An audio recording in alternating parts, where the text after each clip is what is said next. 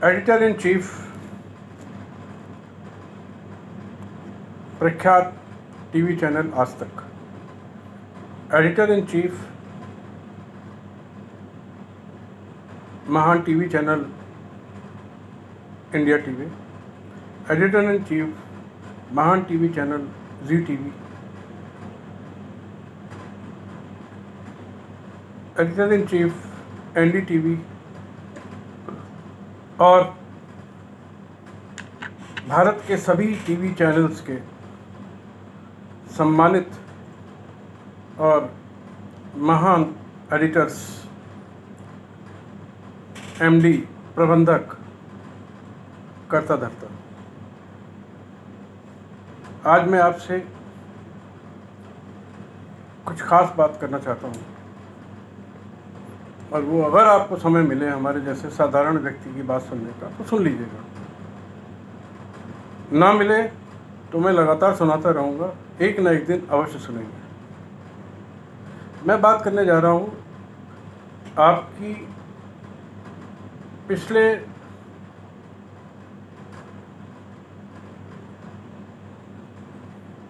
6 महीनों में, जब से खासकर ये कोरोना एपिडेमिक आया है और उसके बाद से देश में जो बिल्कुल भूचाल आया हुआ है और हमारे गरीब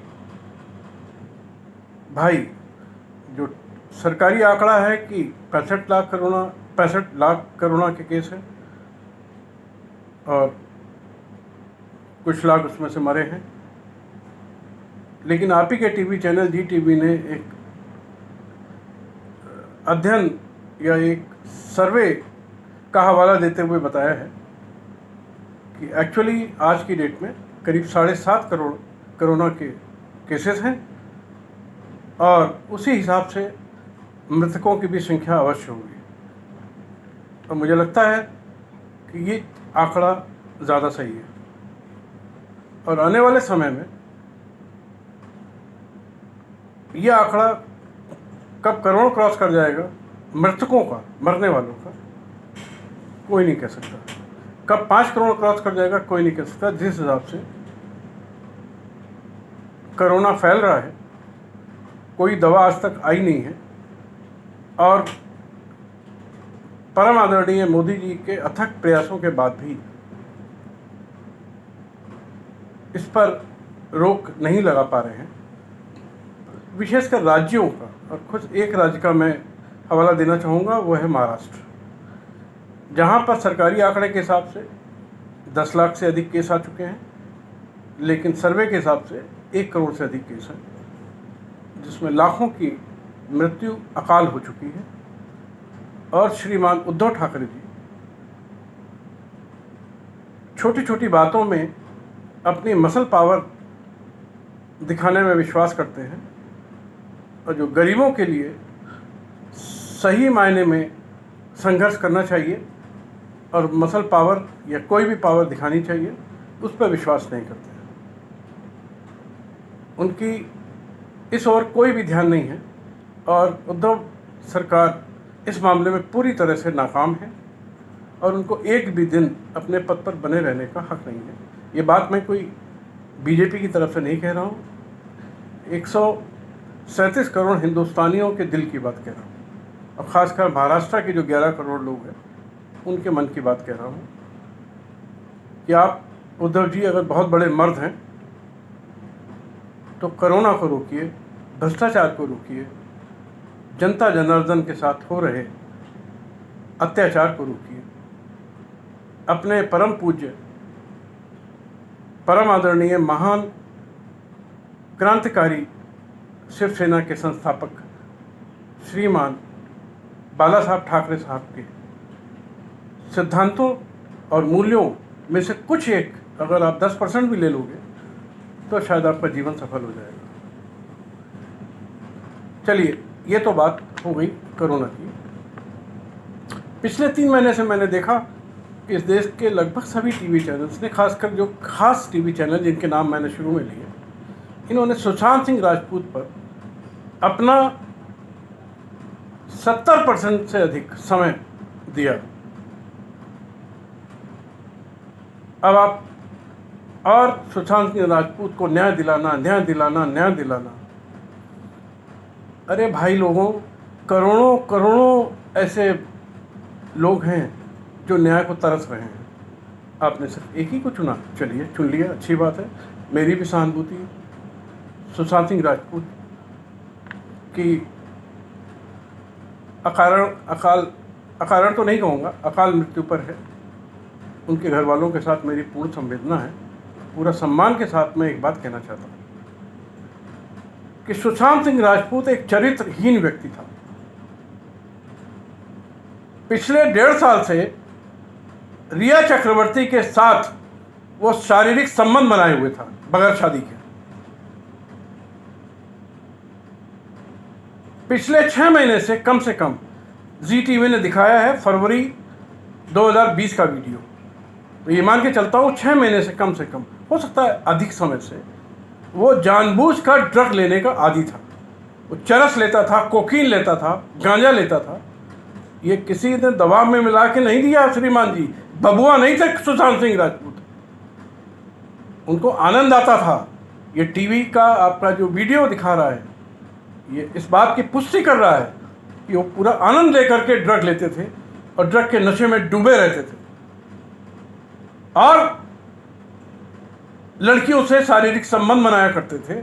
एक का तो साबित हो चुका है कि रिया चक्रवर्ती से उन्होंने कम से कम 1.5 साल से बगैर शादी के बनाया हुआ था। एक और नाम आया है, मैं इसके बारे में ज़्यादा नहीं कह सकता, नाम ज़रूर आया है, सारा अली खान का। उनके साथ उन्होंने क्या किया क्या नहीं किया ये वो जाने। लेकिन ऐसा सुना गया है कि वो कई उनकी गर्लफ्रेंड्स थी। तो एक आदमी जो साबित पुख्ता तौर पर 1.5 साल तक एक दूसरी कन्या से बगैर विवाह के शारीरिक संबंध बनाए, 6 महीने से इतने जहरीले ड्रग पदार्थ का सेवन करे आनंद के लिए, उसको आप किस दृष्टि से उसके साथ सहानुभूति रख सकते हैं? अगर वो जिंदा होते तो आज उनको भी रिया चक्रवर्ती के साथ जेल में होना पड़ता। ये इस देश का कानून है। और आपने सुशांत, आज भी मैं देख रहा हूं, जब भी टीवी खोलो, आज तक खोलो, जी टीवी खोलो, इंडिया टीवी खोलो, कोई टीवी खोलो, ज्यादातर उसका एक ही कारण है कि आपको उससे टीआरपी मिल रही है। इस देश की मूर्ख जनता को ये चटपटेदार चरित्रहीन खबरें बड़ी अच्छी लगती है। ऐसा लगता है मुझे। आपकी टीआरपी बढ़ती है। टीआरपी के लिए आप किस हद तक गिरोगे, किस गटर में जाके गिरोगे, इसका अंदाजा मैं नहीं कर पा रहा हूं।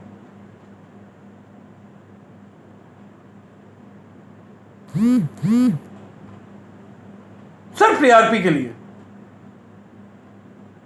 एक भी कारण बता दीजिए आज की डेट में कि आपको सुशांत सिंह राजपूत से क्यों सहानुभूति है। उसने भारी मात्रा में ड्रग खुद ली, जानबूझ के ली, और उनकी मृत्यु हुई होगी अगर ऐसे गलत काम करोगे।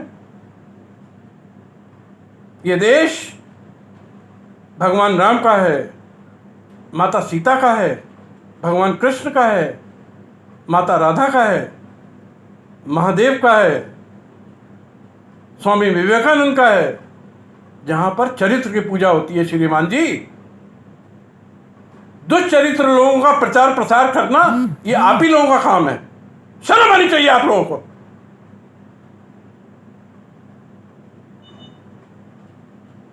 इस देश की चरित्र के स्तर को आप इतना गिरा दोगे, ये मैंने कभी नहीं सोचा था। अभी कुछ दिन पहले मैंने बीच में मैं भूल गया था अपना नाम बताना। मेरा नाम अजय टंडन है। मैं सर्वोच्च न्यायालय का अधिवक्ता हूं और एक मैंने राजनीतिक पार्टी बनाई है, ईमानदार भारतीय पार्टी। उसका मैं राष्ट्रीय अध्यक्ष हूं। स्वयंभू किसी ने बनाया नहीं मुझे। और मेरी पार्टी का और मेरा एक ही सपना है। हमने देखा है एक ही सपना, भ्रष्टाचार मुक्त देश हो अपना, चरित्रवान देश हो अपना। जब तक हम चरित्र पर विशेष बल नहीं देंगे, जब तक हम इंसानियत, मानवीयता के गुणों के आधार पर पत्रकारिता नहीं करेंगे, तब तक आप लोकतंत्र के इस चौथे स्तंभ को जस्टिफाई नहीं कर पाएंगे श्रीमान जी, और आपकी ड्यूटीज कभी पूरी नहीं होगी।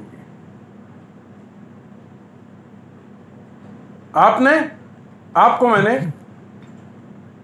कुछ दिन पहले मेल भेजा कि मैं लड़ाई लड़ रहा हूं इस देश की अनेक फ्रॉड, फर्जीवाड़ा, छल कपट करने वाली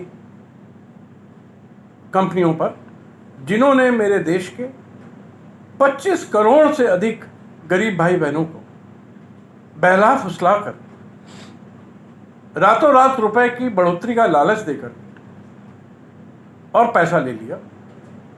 वो पैसा कुल जमा अगर किया जाए तो वो भी 25 लाख करोड़ से कम नहीं होगा, और ऐसे पीड़ित भाई बहनों की संख्या 25 करोड़ से कम नहीं, अधिक होगी। इन कंपनियों का नाम है सहारा। इसका सरगना है इस देश का सबसे बड़ा डकैत सुब्रत राय सहारा। इसकी 200 कंपनियां हैं, सब के सब फर्जी। मुख्य कंपनी का नाम आपको सबको मालूम है, फिर भी बताता हूं। सहारा क्रेडिट कोऑपरेटिव सोसाइटी। अकेले एक कंपनी में कम से कम 10,000 करोड़ रुपए इकट्ठा किया गया है, जो बैलेंस शीट में है, ऑडिटेड बैलेंस शीट में है। और उनके निवेशक पूरे देश में सहारा के दफ्तरों के चक्कर लगा के बेदम हो गए हैं, लेकिन इस सुब्रत राय को कोई फर्क नहीं पड़ता। दूसरी कंपनी है सहारा रियल एस्टेट कारपोरेशन, सहारा हाउसिंग इन्वेस्टमेंट कारपोरेशन। ये दोनों कंपनियों के मामला सेबी में गया। सेबी ने बहुत लंबी जांच की और अपने बहुत बड़े फैसले में, तकरीबन 100 पन्ने का फैसला है सेबी का, जिसमें सेबी ने ये तय किया कि सहारा की दोनों कंपनियों ने मिला के 40,000 करोड़ रुपए जनता से लूटा है और 3 करोड़ लोगों को लूटा है। ये तत्काल वापस होना चाहिए। पूरी तरह से कंपनी अधिनियम का उल्लंघन किया है, सेबी लॉ का उल्लंघन किया है, संविधान का उल्लंघन किया है, और एक भी रुपया इसमें लॉफुली नहीं लिया गया है। इसलिए इसको ब्याज समेत वापस होना चाहिए। ये सुब्रत राय इसी मामले में सुप्रीम कोर्ट द्वारा तिहाड़ जेल भेजा गया और वहाँ ये 1.5 साल जेल रहा। उसके बाद अपनी माता की बीमारी का बहाना लेकर के, शायद उनकी दुर्भाग्य से मृत्यु भी हुई बाद में, ये बहाना लेकर के ये बाहर आ गया और तब से अपने काली कमाई के बल पर बाहर घूम रहा है। इस मामले में सुप्रीम कोर्ट का बहुत डिटेल्ड ऑर्डर है, वो भी आपकी जानकारी में अवश्य होगा, सन 2012 का। उसमें सुप्रीम कोर्ट ने सेबी के ऑर्डर को पूरी तरह से कंफर्म किया, सही माना और माना कि 3 करोड़ लोगों को लूटा गया है, उनका 40,000 करोड़ रुपए लूटा गया है। आज इसी मामले में तकरीबन 25,000 करोड़ रुपए सेबी के पास जमा है, जिस पर सुप्रीम कोर्ट ने कहा था या तो ये निवेशकों को वापस करो, अगर ये निवेशक इसके नहीं हैं, आते हैं, इसका मतलब ये ब्लैक मनी है, काली कमाई है, राजनीतिज्ञों की कमाई है, नेताओं की कमाई है, गलत धंधों की कमाई है, इसलिए ये पूरी कमाई भारत सरकार के खाते में जमा की जाए। लेकिन आज तक इस पर किसी का ध्यान नहीं गया। आप लोग सारी बातों को जानते हुए भी इससे अनजान बने हैं, क्योंकि वो सुब्रत राय सहारा है।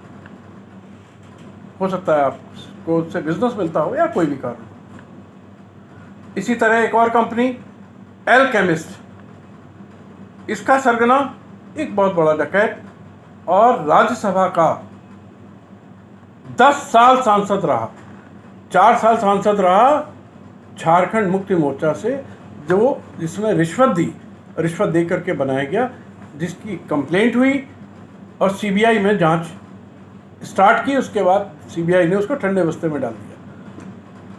ये बना झारखंड मुक्ति मोर्चा से 2010 से 2014 तक, और फिर 2014 में इनको मैडम ममता बनर्जी, मुख्यमंत्री पश्चिम बंगाल, अध्यक्ष तृणमूल कांग्रेस में, इसने करोड़ों रुपए ममता बनर्जी को रिश्वत दी और वहाँ से ये इनको रेड कारपेट मिली और इनको राज्यसभा का सदस्य बनाया गया। और ये 6 साल आदरणीय ममता जी के कृपा पात्र रहे और राज्यसभा सदस्य रहे। इन 10 सालों में इनको एक लाइसेंस मिल गया पूरे देश को लूटने का। इसने करीब 100 कंपनियां बनाई एल्केमिस्ट के नाम से, alchemist infra realty, alchemist township, alchemist holding, alchemist capital, अनेक कंपनियां बनाई और पूरे देश के करीब 1 करोड़ लोगों से भाई साहब 1 लाख करोड़ रुपए लूटा, जिसमें कुछ कंपनी के matters alchemist infra realty, alchemist township, holding, capital वगैरह के सेबी गए। सेबी ने 2013 में आदेश किया, 15 में किया, 16 में किया, 19 में किया और ये होल्ड किया अपने सैकड़ों पन्ने के आदेश में कि ये टोटल कलेक्शन फ्रॉड है, चीट है, कंपनीज एक्ट का, सेबी एक्ट का, कॉन्स्टिट्यूशन का, सारे कानूनों का उल्लंघन है। तत्काल ये निवेशकों को वापस किया जाए। 2013 की बात बता रहा हूँ। ये मामला सुप्रीम कोर्ट गया। सितंबर 14 में सुप्रीम कोर्ट ने सेबी के आदेश को कंफर्म किया और ये इनको आदेश दिया, उनकी अपील खारिज कर दी। 2013-14 के बाद से आज 6 साल हो गए। इस राज्यसभा सदस्य केडी सिंह ने, जिसको मैं डकैत इसलिए कहता हूं कि ये इसकी आपको मैं पूरी 100 कंपनियों की बैलेंस शीट भेज रहा हूं, जिसमें 1-1 हज़ार करोड़, 500-500 करोड़ की एंट्रीज तो यूं ही पड़ी हुई है। ये सब लूटा हुआ धन है। ये पैसे के बल पे इतना पावरफुल है कि मैंने पूरे देश भर के थानों में एफआईआर भेजी, कम से कम 500 एफआईआर। बड़ी मुश्किल से मेरी 2 एफआईआर लिखी गई और कोई कार्रवाई नहीं हुई। मुख्यमंत्री जी ने कहीं सीबीआई में जांच के लिए लिखा, लेकिन कोई जांच नहीं हो रही है। ईडी की जांच शुरू हुई, वो भी ठंडे बस्ते में गई। एसएफआईओ ने जांच शुरू की, वो भी ठंडे बस्ते में गई। और इस आदमी का कोई भी कुछ बिगाड़ नहीं पाया, मेरा चाहे जितना प्रयास हो, लेकिन इसको हिलाना मुश्किल, बहुत मुश्किल है। इसलिए कि ये 10 साल राज्यसभा सदस्य रहा। केंद्र सरकार, चाहे वो बीजेपी की हो चाहे कोई हो, ये जेब में रखता है। बीजेपी कितना भी डंका बजाए अपनी ईमानदारी का, मेरे हिसाब से बीजेपी के भ्रष्टाचार में और कांग्रेस के भ्रष्टाचार में सिर्फ इतना ही फर्क है कि बीजेपी शासनकाल में बड़े भ्रष्टाचार नहीं हुए, क्योंकि हमारे परम आदरणीय, परम पूज्य मोदी जी हैं। मोदी जी को मैं बिल्कुल इस देश का भगवान मानता हूँ, लेकिन निचले स्तर के भ्रष्टाचार, इस तरीके के भ्रष्टाचार और ज़्यादा पनपे हैं और खूब चल रहा है। और इस देश का कम से कम 25 करोड़ लोग, कम से कम ऐसी 5000 कंपनी के फर्जीवाड़े, घोटाले, छल कपट का शिकार है। उसके जीवन भर की कमाई इन कंपनियों में फंसी हुई है। उसमें लाखों लोग आत्महत्या कर चुके हैं, अकाल मृत्यु को प्राप्त हो चुके हैं, लाखों लोग आने वाले समय में हो जाएंगे। लेकिन इस देश का मीडिया सब जानकारी होने के बाद भी खामोश है। उसको तो खाली सुशांत सिंह राजपूत या एक आजकल और चल रहा है मैडम कंगना राणावत, बस उन्हीं के मामले दिखते हैं और कुछ नहीं दिखता। मेरा निवेदन है कि इस देश का हर नागरिक को संवैधानिक अधिकार है कि उसकी आवाज़ को सुना जाए और उठाया जाए, और यह सबसे पहला कर्तव्य इस देश की मीडिया का होता है। जो एक ज़माने में बुरा भी होता था, लेकिन आजकल सारे नैतिकता, सारी वैल्यूज़ अलमारी में बंद हो चुकी हैं। पैसे का बोलबाला है, टीआरपी बढ़ाओ, पैसा कमाओ किसी भी तरीके से, और इस देश के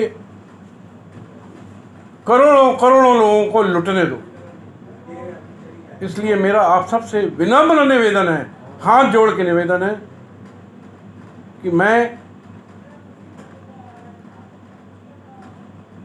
इस देश के इस भ्रष्टाचार रूपी रावण का अंत करने के लिए निकला हूँ। कृपया मेरा साथ दीजिए, कृपया मेरे विचारों का साथ दीजिए, मेरा साथ कोई मत दीजिए, और इन गरीबों का कल्याण कीजिए, कोरोना पीड़ितों का कल्याण कीजिए। हज़ारों हज़ारों समस्याएं जो जनमानस से जुड़ी हैं उन पर गौर करिए। यही मेरा आप सबसे निवेदन है। धन्यवाद। जय हिंद, जय भारत।